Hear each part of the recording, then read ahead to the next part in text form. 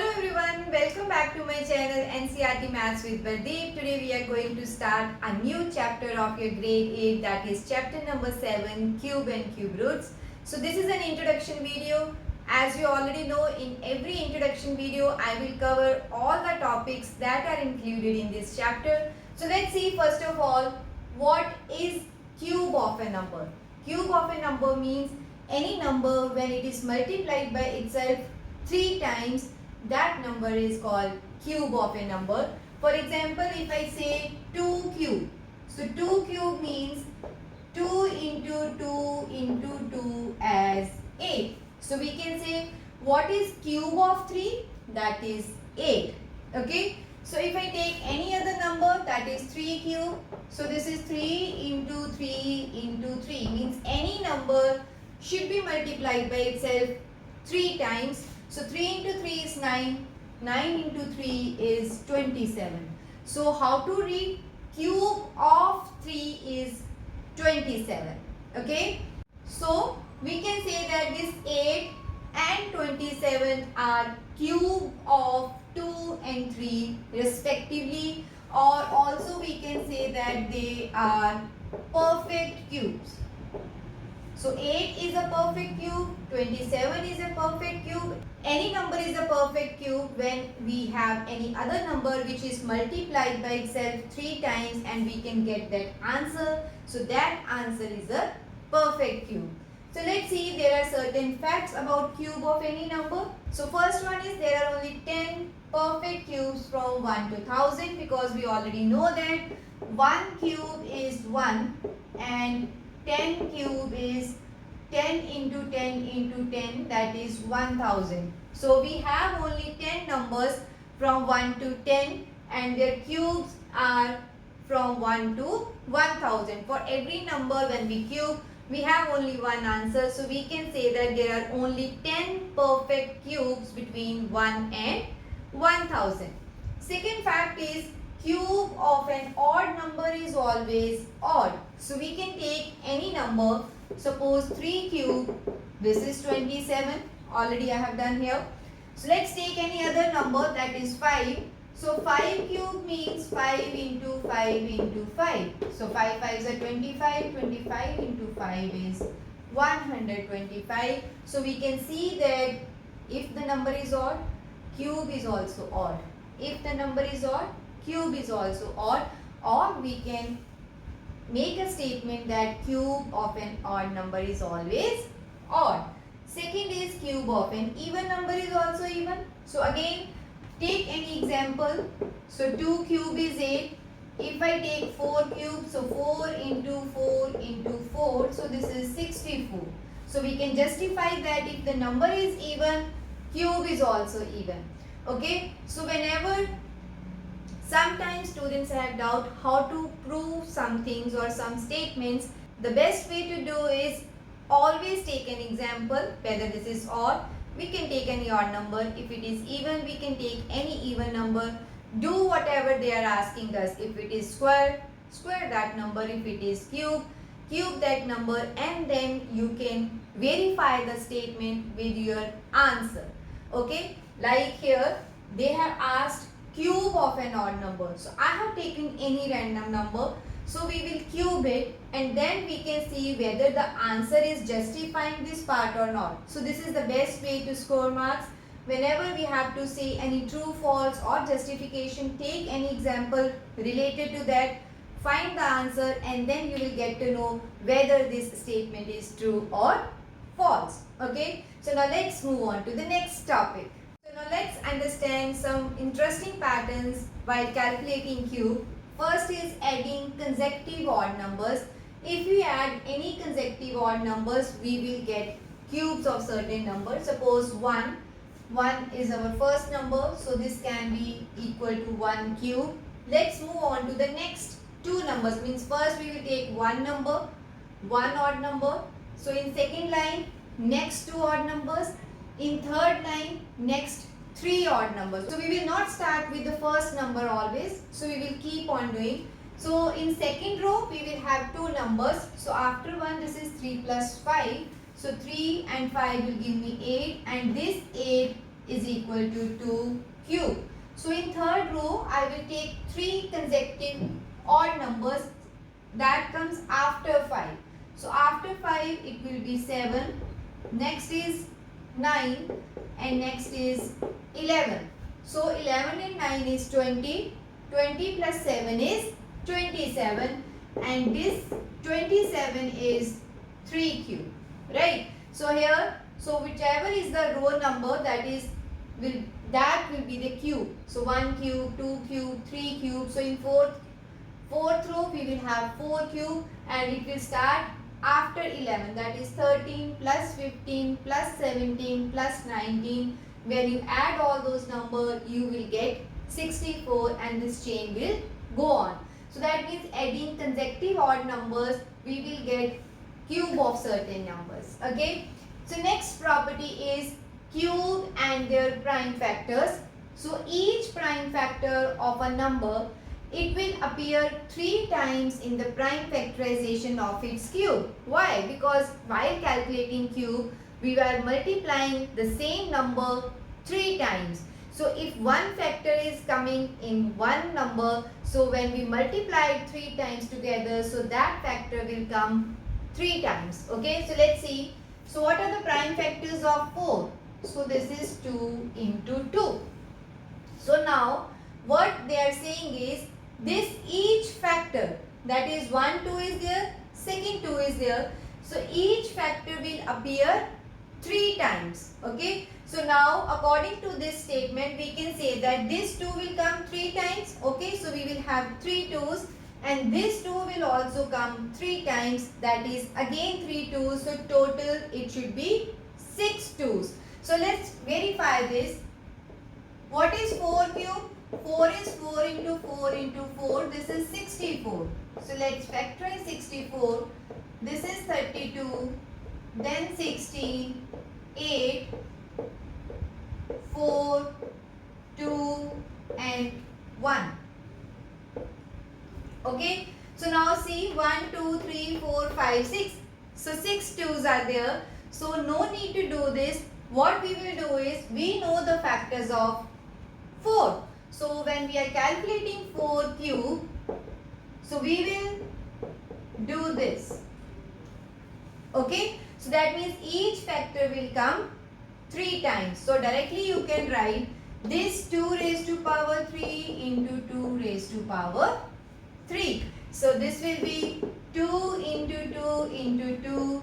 So 2 into 2 into 2. So this is what they are saying. Every prime factor of a number will appear 3 times when we calculate cube of the same number. Okay. So now we can frame one more rule from this pattern, that if any factor is coming 3 times in the prime factorization of a number, so that number is a perfect cube. If we have any factor which is not appearing 3 times, that number is not a perfect cube. Sometimes they will ask you a question, check whether this number is a perfect cube or not. So what we will do is we will do prime factorization. Then we will see if each factor is coming 3 times, then that number is a perfect cube. If not, then it is not a perfect cube. As already explained, 64 is a perfect cube. Let's see 32. Okay, so we will do prime factorization of 32. So this is 16, 8. So now we can see that 32 is 1, 2, 3, 4, 5. So 5 times 2. Okay, so this factor is coming 3 times, but this factor is not coming 3 times. Since we need one more 2, or we can say that this 2 is not coming 3 times, so this 32 will not be a perfect cube. So this is the rule. Each factor should appear thrice if that number is a perfect cube. So now let's move on to the next topic. So the next topic is smallest multiple that is a perfect cube. So this is again a very important topic in this chapter. Similar type of questions we have already done in square and square roots. So again, any number will be given to us. Then they will tell us what is the smallest number that should be multiplied with this number to get a perfect cube, or what is the smallest number that should be divided with this number to get a perfect cube. So in both the cases, what we will do is we will first do prime factorization of our given number, and then we will see whether all the given numbers or all the factors are coming 3 times or making a group of 3 or not. If any factor which is not making a group of 3, that is the factor which is to be multiplied or divided according to the question to get a perfect cube. So let's understand 392 is a perfect cube or not. So we will verify this by doing factorization. So let's see 392. So this is 196. Then 98. So 49, 7 and 1. Okay, so what are the factors of 392? So this is 2 is coming 3 times, but 7 is coming only 2 times. So now we will check this factor is already forming a group of 3, but 7 is not. So 7 is the culprit. So we will write, since factor 7 is not making a group of 3, so now we will see how to make it 3. Okay, so 2 7 we already have, so we need one more 7 so that it should be multiplied with this, and this 7 is also in a group of 3. So we will say that since factor 7 is not in group of 3. Okay, so how many 7s are needed? We see that 2 7s are already there, so one more is required. If we have only 1 7, then 2 7s are required because we need a group of 3. So 7, because we need one more 7, so one more 7 is needed. But what is the question? Find the smallest natural number which should be multiplied. So what is to be multiplied? 7. So we will say that 7 should be multiplied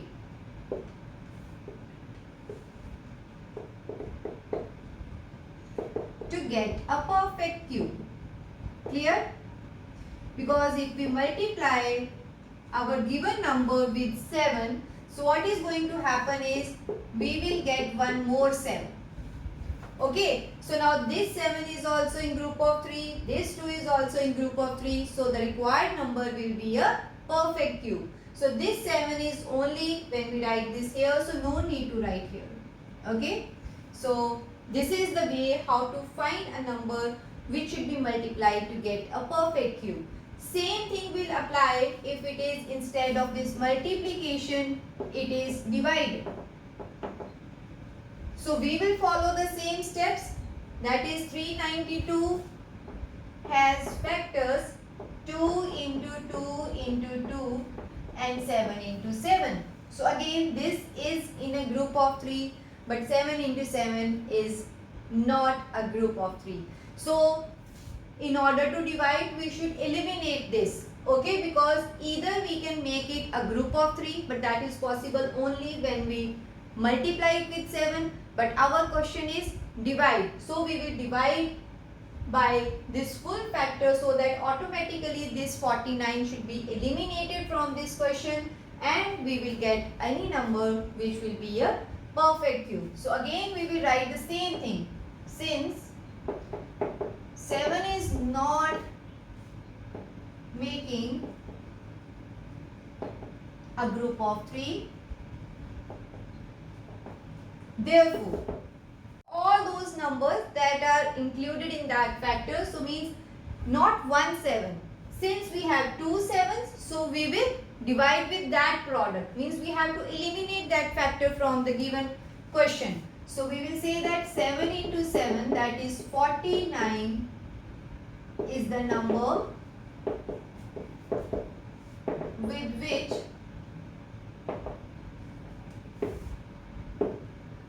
we will divide 392 to get a perfect cube. Since they have not asked us what will be the perfect cube, so just for illustration I am saying that, so we will divide 392 by 49. So no need to calculate. So this is 2 into 2 into 2 into 7 into 7. 49 is 7 into 7. So what will happen? Both these factors will be cancelled and our answer is 8, and 8 is a perfect cube. Clear? So this is how we will find the smallest number that is either multiplied or divided to get a perfect cube. So now let's move on to the next topic. So the next topic is from the chapter name itself, that is cube roots. So what is a cube root?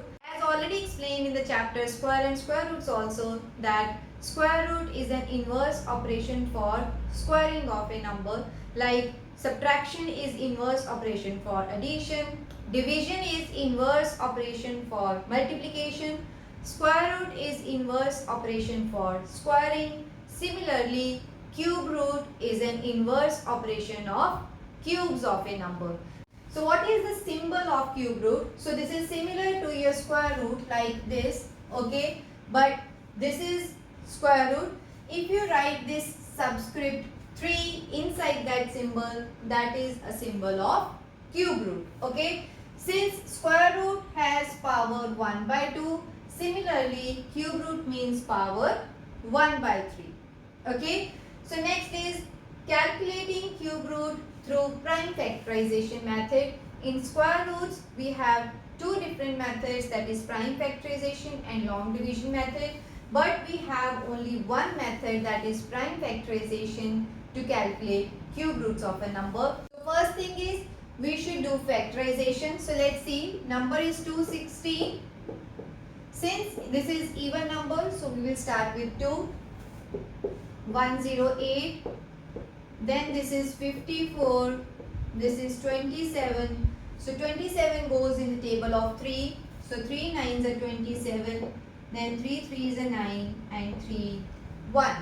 Okay. So what should be my next step then? I should write these factors. So see, 2 is coming 3 times and 3 is also coming 3 times. So always make sure that whenever they will ask you to find cube root, each factor will automatically be in a group of 3. If you are not getting, that means that number is not a perfect cube. So now in this case we will find all those factors which are making a group of 3. So 2 into 2 into 2 can be written as 2 raised to power 3. This is 3 raised to power 3. So now this is already explained in the chapter exponents and powers. Whenever we have common power, we will take it out and write as common power. So rule was, when we have a raised to power m, b raised to power m, so it is a into b whole raised to power m. So you can refer my video in exponents and powers if you want detailed explanation. So now after this, we should find square root of your number, that is, what is square root of 216? We will write these factors because see, 216 is equal to this. So 216, we will write this number, that is 2 into 3 whole raised to power 3. So after this step, you can simply ignore both 3's and write this as answer, or I will explain. So this is equal to 2 into 3 whole raised to power 3.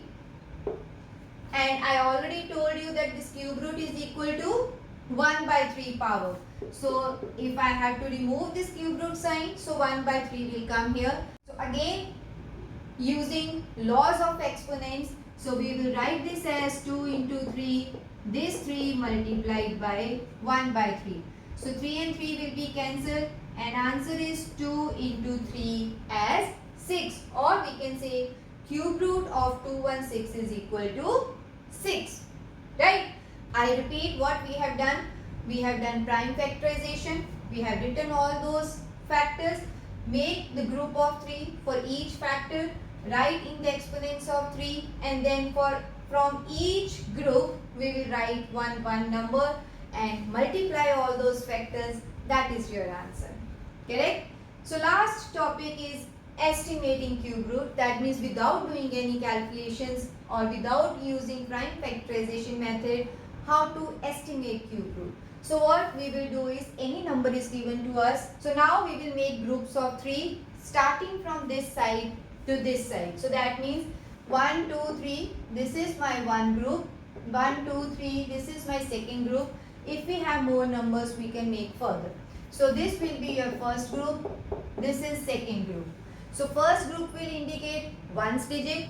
Second group will indicate tens digit. So always mark like this. This will be ones digit and tens digit. So from group 1, so what is number? That is 375. Since we need cube root, that means this is a perfect cube. So now we need to find which number, when we cube, it should end with 5. And what is that number? That is 5 itself. 5 cube is equal to 125. So it will definitely end with 5. So this digit will indicate your ones digit. So we will say ones digit is this number, whose cube will give you the same digit that is here. Okay. So you can write here, this is ones digit. So second group will give us tens digit. So what to do in second group? So this number is 857. So now we will find which two numbers lie in this range, that is one number which is lesser than this number and second number which exceeds that number. But which number? Cube of any number. So you will take 1 cube, 2 cube, 3 cube, 4 cube and so on till you find any number which is just smaller than this number and then next number which is exceeding this number. So I can say that, see, 9 cube is 729, 10 cube is 1000. So we can see that 729 is less than 857, but the next number, that is 10, its cube is greater than this 857. So 857's cube root should lie between 9 and 10. Okay, or we can write 9 cube is less than 857 is less than 10 cube. This means that we should find any two numbers which when we cube are in such a way that one number is less than your given number and second is greater than your given number. So out of these two numbers, we will always take the smaller number. So smaller number out of these two numbers is our tens digit. So out of 9 and 10, smaller is 9. So we can write it here, that is tens digit is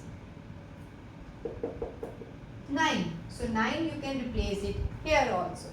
Okay. So this is all about this question. So after this step you can write cube root of 857,375 is whatever digits you have found from these two groups, that is 95.